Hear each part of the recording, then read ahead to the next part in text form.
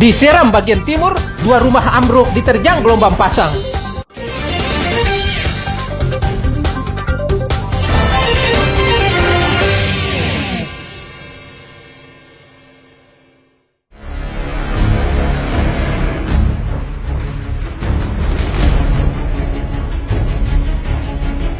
Gelombang pasang setinggi 2 hingga 3 meter merusak sejumlah rumah di pesisir Desa Kilaba, Kecamatan Kian Darat, Seram bagian timur.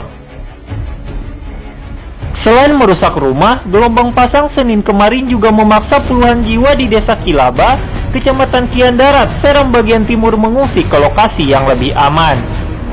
Tak ada korban jiwa dalam bencana tersebut. Gelombang pasang juga mengakibatkan kerugian bagi warga. Warga yang tinggal di pesisir diimbau menjauhi pesisir untuk mencegah jatuh korban. Babang Sohilau melaporkan dari Seram bagian timur.